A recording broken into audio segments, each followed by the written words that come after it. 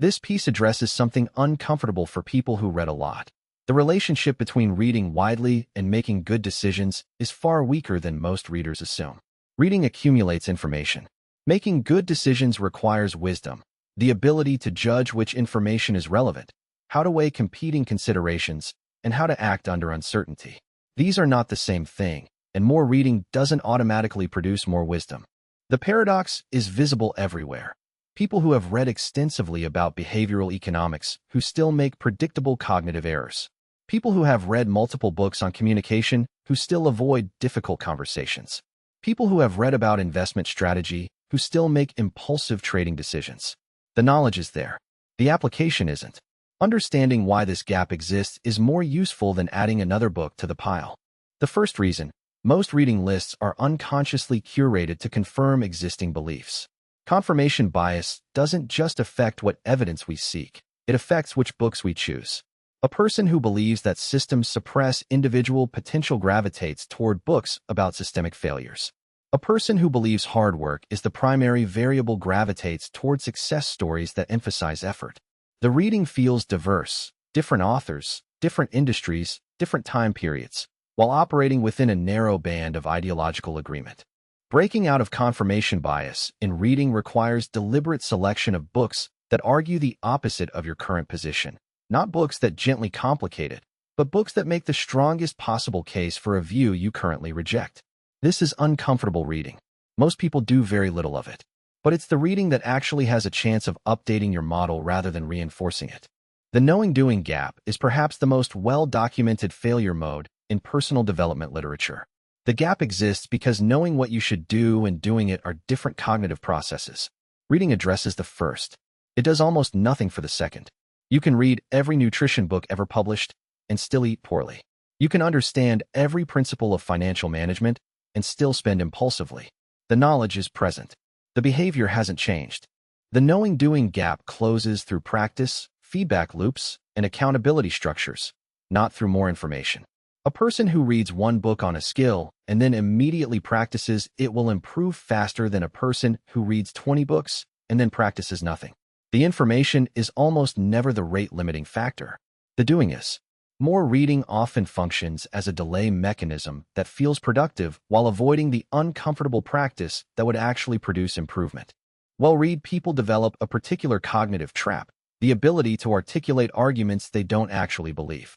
After encountering enough diverse perspectives, a highly read person can construct a compelling case for almost any position: economic systems, political frameworks, psychological theories. This sounds like intellectual breadth. It can actually be a liability for decision-making. Decision-making requires commitment under uncertainty. The ability to see and articulate 5 sides of a question simultaneously is a genuine cognitive skill, but without the ability to weight those perspectives and act on the weighting, it produces paralysis. Well-read people who have encountered strong arguments on all sides of a question often end up deferring to social pressure. What do people around me think? Because their own judgment feels insufficiently certain. The breadth becomes a source of uncertainty rather than clarity. Real decisions rarely give you time to deliberate with a framework checklist. In actual high-stakes moments, a career decision that needs an answer today, a relationship confrontation that's happening now, a financial choice with a closing window, the analytical process of "let me apply the correct mental model" doesn't work. The model that guides action under pressure is the one that's been practiced to the point of intuition. You can't read your way to that state. You can only practice your way there. Reading as avoidance is the pattern that's hardest to see from inside the experience. Reading about starting a business instead of starting it. Reading about improving relationships instead of having the difficult conversation. Reading about health behaviors instead of changing them. The activity feels unambiguously productive. You're learning, you're investing in yourself, you're taking the problem seriously. But the actual challenge remains safely at a theoretical distance. The insidious quality of reading as avoidance is that it's socially legitimized in a way that most other forms of procrastination are not. You're not wasting time, you're researching. You're not procrastinating, you're preparing. The reading provides genuine intellectual satisfaction, which makes it an effective emotional substitute for the real thing. From the outside, it looks like diligence. From the inside, it feels like diligence. But the outcome is the same as not engaging with the challenge at all. Mental models. The idea that learning a diverse set of frameworks allows cross-domain thinking are genuinely useful. The literature on this is real. Having good mental models does improve judgment, on average, compared to not having them.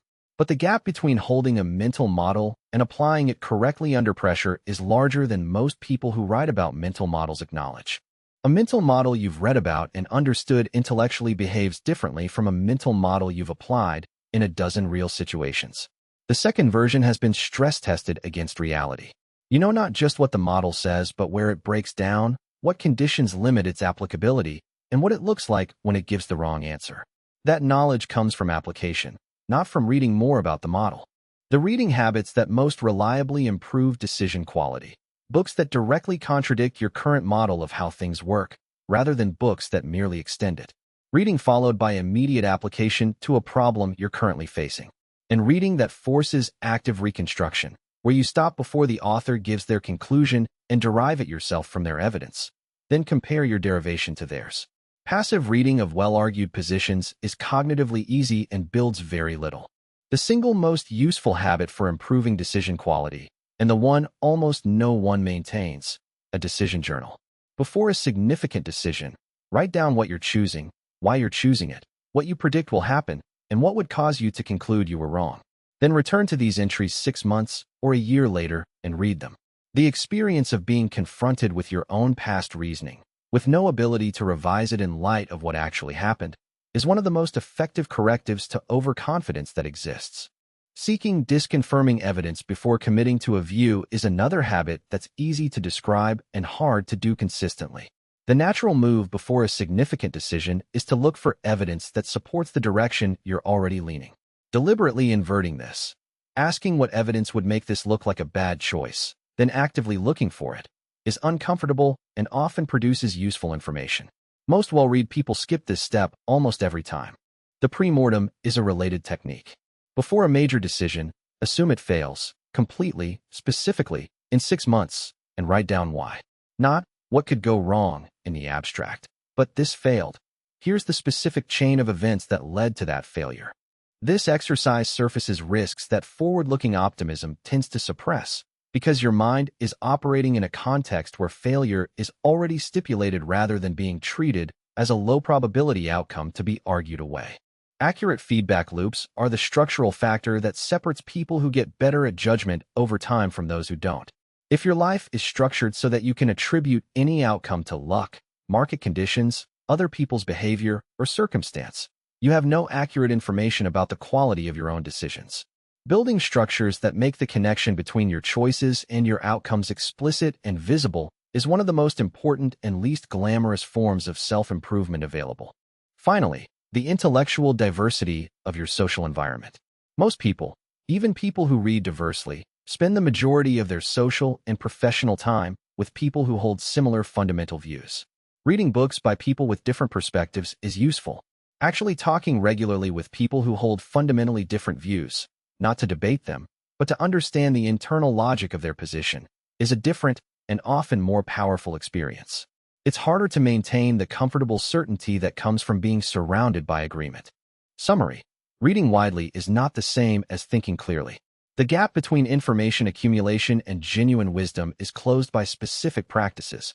Decision journaling with post hoc review, deliberate selection of contradicting perspectives, pre-mortems, disconfirming evidence searches, accurate feedback loops, and intellectual diversity in your social environment. More reading without these practices produces a more articulate version of the same person making the same decisions. Full article at realsyllabus.com.